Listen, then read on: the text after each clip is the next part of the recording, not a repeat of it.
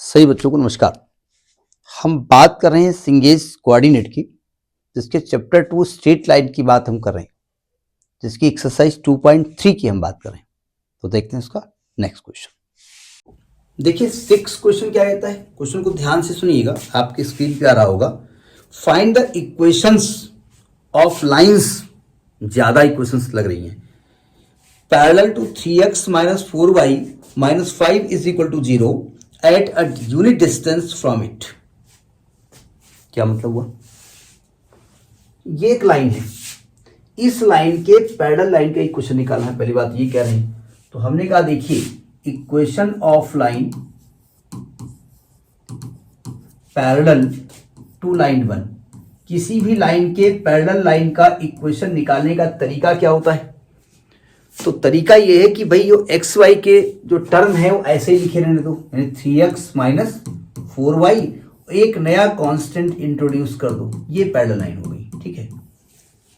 तो यानी कि ऐसे कुछ अगर हम मैं डायग्राम बनाने की कोशिश करूं तो ये लाइन आपकी गिवन थी, क्योंकि -5 है इसलिए इधर बनाया है, और ये लाइन आपको ये है, ठीक है। और कह रहे हैं इनके जो बीच की डिस्टेंस है ना वो यूनिटी है, ऐसा बोला इन्होंने। यानी अगर डिस्टेंस बिटवीन लाइन 1 और 2 कर दें, जो कि आप जानते हैं पैरेलल लाइन के बीच की डिस्टेंस क्या होती है, तो अगर डिस्टेंस बिटवीन लाइन 1 और 2 करेंगे, distance between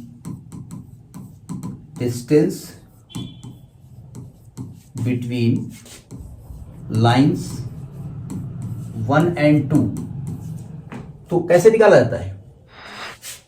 d1 - d2 upon √a² + b² का मॉड। नहीं, आपको मालूम होना चाहिए, यानी कि आएगा -λ -5 अपॉन √9 + 16 का मॉड। ये दिया है 1। समझ में आई बात? नहीं आई? मॉड क्यों लगाया भैया? ये डिस्टेंस निगेटिव भी आ सकती थी, लेकिन मॉड हटाएंगे। अगर मुझे यही आंसर कैलकुलेट करना होता तो मैं मॉड लगा रहने देता, लेकिन मॉड हटाएंगे तो प्लस माइनस लगेंगे ना। तो ये आएगा आपका λ +5 अपॉन ये 25 आएगा, यानी 5 का मॉड = 1। जो आप मॉड हटाओगे ना तो आएगा λ +5 अपॉन 5 = ±1। या तो यहां +-1 कर दो या बाद में +-1 कर दो, दोनों ही केसेस में आप कर सकते थे, ठीक है। जब पॉजिटिव साइन लोगे आप यहां पर तो आएगा λ +5 = 5, λ 0 आ जाएगा, ठीक। और जब नेगेटिव साइन लोगे तो आएगा λ +5 अपॉन 5 = -1, यानी कि λ +5 = -5, तो λ की वैल्यू आएगी -10, ठीक है। यानी आपकी जो लाइन रिक्वायर्ड लाइन हो जाएगी, जो रिक्वायर्ड लाइन आएगी, रिक्वायर्ड लाइंस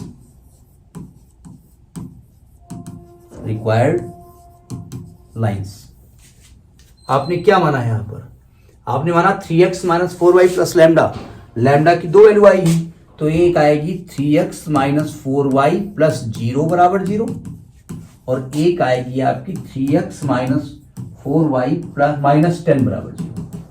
यानी एक लाइन आपकी आ गई 3x - 4y = 0, और एक ये वाली आ गई। समझ में आई बात? नहीं आई? अब आप कहेंगे कैसे पॉसिबल है? क्यों नहीं पॉसिबल है भाई?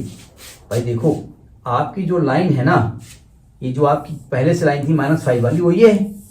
हो सकता है एक लाइन ये हो जिसके बीच की दूरी 1 हो, एक लाइन ये हो जिसके बीच की दूरी 1 हो। नहीं हो सकता है भाई। हम खड़े हुए हैं, हमने कहा हमसे 1 मीटर दूरी पे कोई व्यक्ति बताओ, तो इधर भी हो सकता है, इधर भी हो सकता है। अगर 2D की बात करें, 3D में तो किधर भी हो सकता है, ठीक है। तो इस तरीके से क्वेश्चन लगाया गया है। बात समझ में आ गई? Next video. नमस्कार।